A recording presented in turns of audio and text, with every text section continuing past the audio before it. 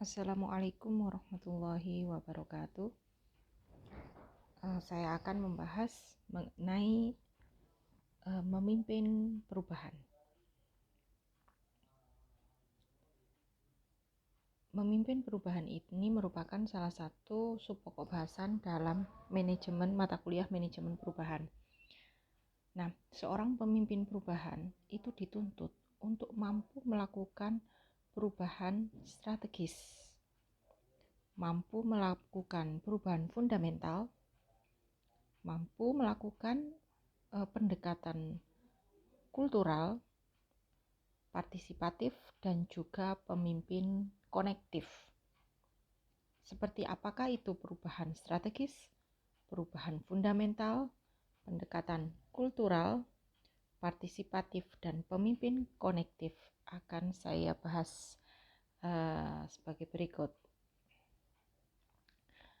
Memimpin perubahan strategis. Jadi seorang pemimpin perubahan itu harus bisa memimpin perubahan strategis. Maksudnya semacam apa? Jadi seorang pemimpin perubahan itu harus mampu menghadapi tantangan. Tantangan itu banyak. Salah satunya misalnya rintangan yang tertanam dalam otak seseorang sehingga orang itu tidak mau berubah. Nah, itu merubah cara pandang seseorang. Tantangan yang berkaitan dengan biaya keterlambatan misalkan, tantangan yang berkaitan dengan resistensi perubahan atau penolakan terhadap perubahan, ketidaknyamanan. Nah, kemudian yang selanjutnya adalah seorang pemimpin perubahan harus mampu menghadapi hambatannya. Salah satu dari banyak sekali hambatan adalah gagal melihat perlunya perubahan, menganggap perubahan itu tidak perlu, gagal bergerak melakukan perubahan. Jika dia sudah bergerak melakukan perubahan tetapi dia gagal melanjutkan perubahan itu, gagal menyelesaikan perubahan. Nah, kemudian harus mampu menghadapi pergeseran lingkungan, persaingan dengan perusahaan lain berkaitan dengan kualitas, harga, teknologi, dan juga peraturan pemerintah yang berlaku. Itu juga harus mampu dihadapi oleh seorang pemimpin perubahan. Nah, seorang pemimpin perubahan itu ada taktik dalam melakukan perubahan, itu ada yang bersifat antisipasi. Jadi atau disebut sebagai anticipatory change, mengantisipasi terhadap kebutuhan perubahan. Jadi sebelum adanya perubahan itu berubah, dia sudah mengantisipasi, memprediksi suatu perubahan yang akan terjadi. Reactive change itu adalah jika ada tanda-tanda sebuah perubahan maka dia bereaksi. Krisis change itu adalah perubahan yang dilakukan dalam suatu perusahaan ketika perusahaan itu sudah mengalami krisis. Nah, itu adalah beberapa taktik yang bisa dilakukan di dalam menentukan perubahan yang biasanya dilakukan oleh perusahaan. Ya, saya flashback kembali. Tadi seorang pemimpin perubahan itu harus mampu memimpin perubahan strategis, mampu melakukan perubahan strategis. Nah, seorang pemimpin perubahan harus mampu melakukan perubahan fundamental. Seperti apakah itu? Perubahan fundamental atau juga sering juga dikenal dengan perubahan yang bersifat transformasional atau visioner. Itu maksudnya seorang pemimpin itu harus memiliki visi dan menetapkan visi, mengkomunikasikan visi, memimpin dengan jujur, dapat dipercaya dan memiliki empati, bisa mengimplementasikan sebuah perubahan itu semacam apa, harus bisa mengidentifikasi tindakan terhadap sebuah perubahan, nah bersikap dari tentang implementasinya. Kemudian kapan sih dia harus tahu kapan waktu bertindak dengan tepat itu kapan, hal apa yang harus dirubah. Terus kemudian kecocokan rencana dengan perubahan situasi. Dan seorang pemimpin perubahan harus mampu mengenal atau pengakuan publik terhadap perubahan yang telah dilakukan. Jadi hal-hal perubahan yang sudah dilakukan itu harus sudah diketahui juga oleh publik gitu loh. Maksudnya itu memang kita berubah ini, kita lagi berubah visi. Nah, itu mengkomunikasikan hal itu kepada publik, memastikan publik tahu, masyarakat tahu bahwa kita sudah berubah, kita berubah lebih baik. Nah, seperti itu. Itu adalah hal-hal yang harus dilakukan oleh seorang pemimpin perubahan. Nah, kalau kepemimpinan transformasional, nah ini pendekatannya apa aja? Ada yang reactive approach dan continuous approach. Kalau reactive approach tidak melakukan dengan sengaja, mereka bereaksi dengan cara seperti kebiasaan. Jadi artinya, misalnya adanya perubahan, terjadi perubahan. Nah, mereka tidak melakukan dengan sengaja, mereka bereaksi dengan cara yang biasa aja. Hal-hal yang misalnya ada terjadi perubahan, nah dia biasa aja, maksudnya itu dilakukan saja terus menerus begitu ya, tidak terlalu bereaksi dengan merubah sebuah kebiasaan gitu ya, tanpa niat secara sadar. Jadi tidak melihat tipe daripada perubahan itu, apakah tipe yang kemarin kan kita ada jenis-jenis perubahan yang sudah saya jelaskan pada bab sebelumnya. Ada fundamental, ada macam-macam di sana tipe perubahan ya. Nah, incremental, nah seperti itu. Nah, itu continuous approach itu adalah lebih peduli pada tipe perubahan. Ada seorang pemimpin itu yang lebih peduli pada tipe perubahan. Dia ingin ini perubahan apa sih? Ini perubahan yang bersifat fundamental, mendasar atau enggak ya, gitu ya. Kalau misalnya dia adalah merupakan perubahan yang mendasar, dia menciptakan strategi untuk memastikan bahwa perubahan mendasar itu terjadi gitu ya. Contoh perubahan mendasar seperti apa sih? Perubahan budaya organisasi misalkan. Merger, akibat merger dan akuisisi, penyatuan dua perusahaan yang berbeda begitu menjadi satu. Dan peduli pada perubahan manusia dan prosesnya. Nah, seorang pemimpin perubahan juga harus dapat memimpin perubahan besar. Yang disebut sebagai perubahan besar, nah, seperti misalnya fundamental, nah seperti itu kan adalah perubahan besar. Kalau perubahan tentang layout daripada mesin, perubahan jenis produk yang akan kita produksi selanjutnya, nah itu bukan termasuk yang fundamental. Kalau fundamental itu lebih ke mendasar yang bisa dari jajaran baik top manager sampai lower manager sampai pada lini terbawah itu merasa juga takut, karena itu adalah perubahan yang mendasar, yang besar, energinya juga dibutuhkan banyak, biayanya juga banyak, resistensinya juga biasanya juga lebih banyak. Seperti itu perubahan budaya. Kalau merubah budaya yang sudah tertanam kuat itu tidak mudah, maka disebut sebagai perubahan secara fundamental. Nah, seorang pemimpin perubahan harus bisa mampu untuk melakukan perubahan besar. Nah, karena banyak terjadi kegagalan dalam perubahan karena cara pikir kita yang tidak mau berubah begitu ya. Biasanya suatu perusahaan yang sudah pernah sukses sebelumnya, mengalami masa kejayaan sebelumnya dengan budaya yang kita anut saat ini. Nah, ketika sekarang kita mengalami kegoncangan, kita masih yakin bahwa budaya yang kita anut saat ini adalah yang terbaik, karena kemarin budaya ini mampu membawa kita pada puncak yang tertinggi begitu. Tetapi mereka lupa bahwa tuntutan lingkungan senantiasa berubah, yang juga kita harus juga beradaptasi dengan lingkungan. Nah, seperti itu.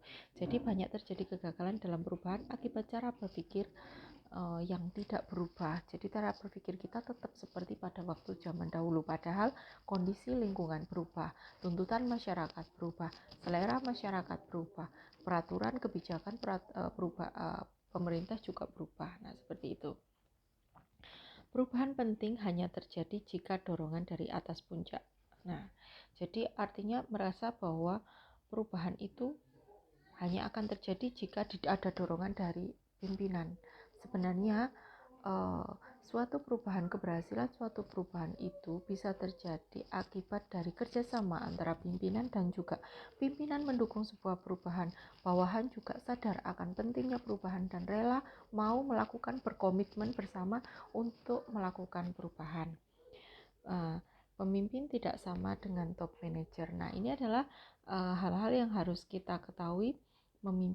Seorang pemimpin itu harus mampu melakukan perubahan besar.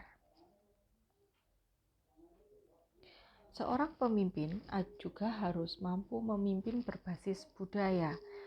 Nah, kalau tadi kan perubahan besar salah satunya adalah perubahan budaya. Nah, ini tidak dapat didelegasikan, diserahkan pada timnya. Misalkan Anda misalnya sebagai seorang manajer, Anda menyerahkan pada satu tim agen perubahan untuk membuat produk baru, jadi diserahkan pada tim pemasaran atau perencanaan sebuah produk, itu bisa, karena itu perubahan itu bukanlah perubahan yang besar, perubahan fundamental. Namun jika perubahan itu adalah perubahan sebuah budaya organisasi yang menuntut sesuatu hal yang besar seperti yang saya gambarkan tadi, maka pimpinan harus ikut di dalamnya, ikut berpartisipasi aktif di dalam proses perubahan, karena hal itu besar. Kenapa kalau besar pemimpin harus juga aktif? Karena karyawan itu butuh dukungan, karyawan butuh support, karyawan butuh merasa dihargai, karyawan butuh merasa bahwa mereka itu tidak dikorbankan. Nah, itu sentuhan seorang pemimpin itu diperlukan. Nah, memimpin berbasis budaya, tidak didelegasikan. Jadi ketika saya tadi menciptakan lingkungan yang tepat, jadi ketika ada perubahan budaya tentunya kan banyak kecemasan. Nah, dia mendorong, menghargai tadi ya, ada kecemasan, dia ada sebuah pendekatan terhadap karyawan, menyusun proses yang tepat, partisipasi bawahan dalam mengambil keputusan juga dibutuhkan. Kepemimpinan harus juga ikut andil yang saya bilang tadi, terbuka, kooperatif, komunikatif, dan saling menghargai. Kemudian sehingga pekerja tahu apa yang harus dilakukan, dan adanya sikap saling memperhatikan, dan dari pada atasan tahu, atasan memberikan support terhadap perubahan, bawahan juga ngerti kalau pentingnya harus berubah, kemudian berkomitmen untuk merubah, maka akan timbul produktivitas atau tercapainya suatu perubahan, sehingga produktivitas juga akan datang dengan mudah. Jadi ada kerjasama antar berbagai pihak yang ada di dalam perusahaan untuk melakukan perubahan. Nah, seorang pemimpin perubahan juga harus mampu memimpin berdasarkan hubungan. Artinya apa? Mengintegrasikan semua kemungkinan hubungan yang dapat dilakukan. Namanya karyawan itu memiliki perbedaan sosial, perbedaan ekonomi, perbedaan budaya, perbedaan karakteristik, kepentingan, dan sebagainya. Nah, seorang pemimpin perubahan harus mampu mengintegrasikan semua perbedaan itu di dalam karyawan untuk bisa kekuatannya itu bisa diambil, kelemahannya bisa ditekankan atau ditekan menjadi lebih sedikit. Nah, seperti itu. Jadi menggunakan keberagaman dari suatu perusahaan menjadi sebuah kekuatan di dalam proses perubahan. Nah, Gaya kepemimpinan di dalam suatu perubahan itu ada macam-macam. Biasanya perusahaan atau pemimpin itu melakukan suatu perubahan itu ada macam-macam gaya yang biasanya dilakukan. Ada controlling change leadership style, artinya apa? Ketika ada sebuah perubahan, dia mendesain perubahan. Apa sih perubahan itu? Perubahan apa? Di perurutan, pelaksanaan sesuai desain rencana dan kaku. Jadi ada sebuah perubahan, dia mendesain, harus melakukan ini dulu, melakukan B dulu, melakukan tindakan C dulu, misalkan dalam aplikasinya misalnya. Nah, di dalam perubahan pembuatan produk yang baru, nah itu harus mengikuti pola yang sudah diatur. Contohnya misalkan produksi kain ini untuk menjadi cetakan yang baru, yang kita buat, desain yang kita buat ini unik, harus melewati mesin A dulu, baru mesin B, setelah itu mesin C. Mungkin berbeda dengan yang sebelumnya hanya mesin A dan C, tetapi di sini tidak boleh melewati mesin B dan harus dilakukan secara berurutan misalkan. Nah, ini adalah desain perubahan berurutan dan pelaksanaan harus sesuai dengan rencana. Ini adalah salah satu contoh perubahan. Ada yang juga seorang pemimpin di dalam perubahan adalah memfasilitasi, facilitating change leadership style, mendesain rencana perubahan. Ada sebuah rencana perubahan yang sudah didesain, langkahnya apa, hal-hal apa yang akan dilakukan, tetapi dalam implementasinya akan dilakukan perubahan jika dibutuhkan. Ada yang disebut self-organizing change leadership style, tidak mendesain rencana perubahan. Jadi ada sebuah perubahan tidak didesain, dia hanya menciptakan kondisi yang kondusif untuk mendukung perubahan. Jadi sumber daya untuk berubah sudah dikasih, karyawan sudah terbiasa dengan suatu perubahan, sehingga ada perubahan yang terjadi, dia tidak usah mendesain rencana yang rumit seperti itu. Jadi tinggal diserahkan saja pada organisasi, membiarkan perubahan berjalan sesuai dengan ini. Jadi seperti itu. Nah, itu adalah gambaran gaya kepemimpinan di dalam perubahan. Nah, strategi seorang pemimpin perubahan itu seperti apa? Akselerasi perubahan di masa depan. Jadi, strategi yang bisa dilakukan oleh seorang pemimpin perubahan agar bisa sukses adalah mengakselerasi perubahan di masa depan. Jadi selalu memprediksi, melihat, berusaha beradaptasi terhadap perubahan di masa yang akan datang. Memimpin dalam pusaran perubahan. Jadi harus menciptakan sesuatu yang baru. Karena apa? Dan namanya yang berada di pusaran perubahan, berarti di situ ada tuntutan untuk selalu berubah. Maka kita mau tidak mau harus berinovasi. Kita tidak bisa menetapkan atau menerapkan pola atau cara berpikir yang lama. Meningkatkan kepuasan kerja. Kenapa? Karena perusahaan yang memiliki karyawan yang puas, maka mereka akan mengerti tentang kesulitan suatu perusahaan, kondisi perusahaan, akan mengerti tentang tuntutan perusahaan, akan mengerti tentang kondisi perusahaan yang mewajibkan untuk melakukan perubahan, memahami kondisinya sehingga mau melakukan perubahan secara bersama-sama dengan seorang pemimpin. Nah, keseimbangan antara perubahan dan kontinuitas. Perubahan harus dilakukan secara kontinu. Nah, artinya apa? Karena kita berada di dalam pusaran perubahan. Karena apa? Dunia selalu berubah. Kondisi selalu berubah. Politik, ekonomi juga akan berdampak terhadap perusahaan kita. Itu senantiasa berubah. Selera masyarakat berubah. Kebijakan pemerintah juga berubah. Nah, hal ini berarti kita berada dalam pusaran perubahan. Maka supaya karyawan itu sudah terbiasa dengan perubahan, maka sering-seringlah di dalam perusahaan itu melakukan perubahan. sehingga perusahaan karyawan itu sudah terbiasa, jadi nggak stres lagi jika ada perubahan yang baru yang harus dilakukan. Langkah-langkah memimpin suatu perubahan. Pertama ya merubah pola pikir. Kita harus berubah, siap menghadapi hal apa yang akan terjadi ke depan. Membuat daftar peluang, melihat risiko dan fokus pada peluang yang terpilih. Kemudian bekerja sama, tidak bekerja sendiri tadi, melakukan kerjasama di dalam suatu perubahan. Antara yang saya bilang tadi, antara atasan dan bawahan harus saling bekerja sama untuk menyukseskan suatu perubahan. Nah, peran seorang pemimpin perubahan itu harus bisa menciptakan hubungan kerja yang efektif, harus bisa menciptakan pergeseran fungsi manajer, mengetahui pergeseran fungsi manajer. Kalau dulu itu seorang pemimpin itu mintanya dilayani, tapi sekarang pemimpin itu melayani karyawannya.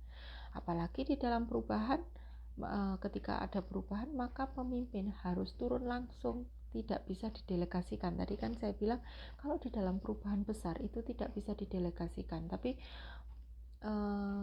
pimpinan harus turun langsung untuk ikut berempati, ikut mendorong, ikut merangkul masyarakat, ikut merangkul karyawan. Nah, memimpin dengan contoh bisa mempengaruhi orang lain, mengembangkan teamwork.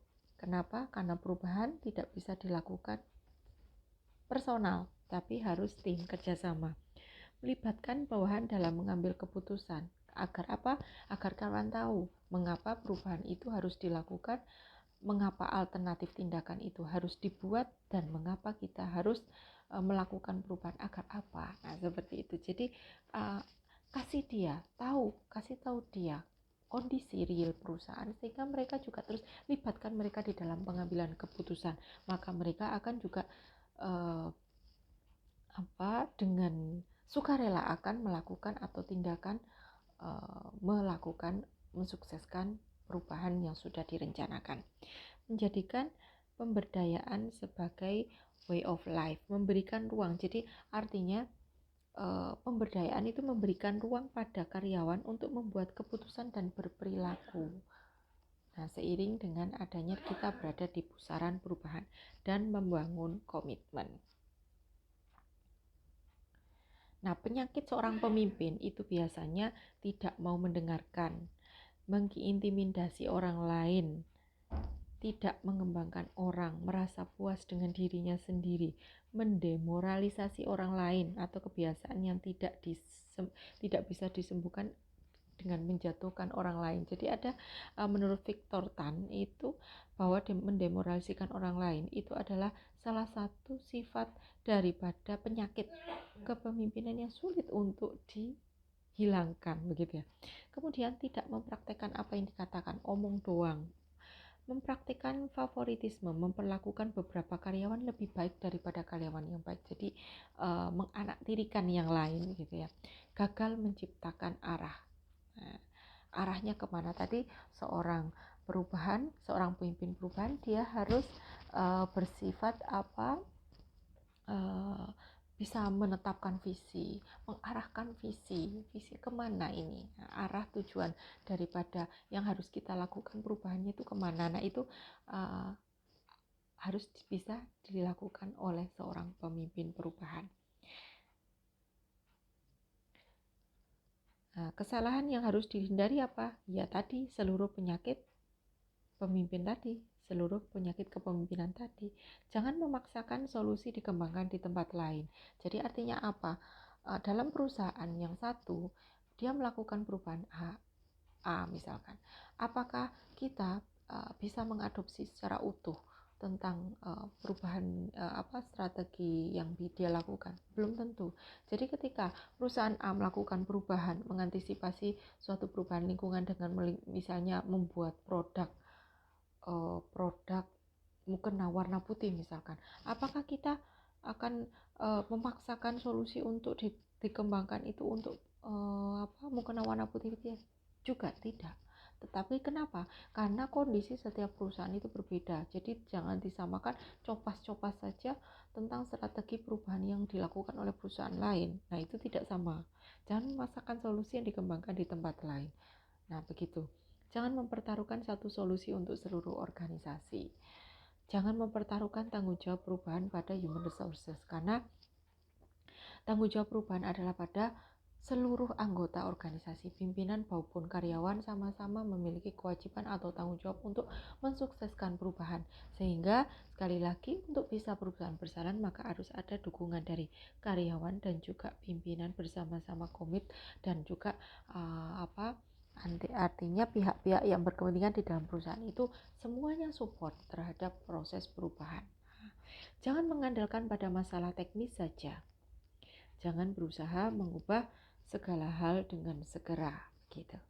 Nah, pelajaran untuk seorang pemimpin perubahan pertama adalah rubahlah pola pikir dulu.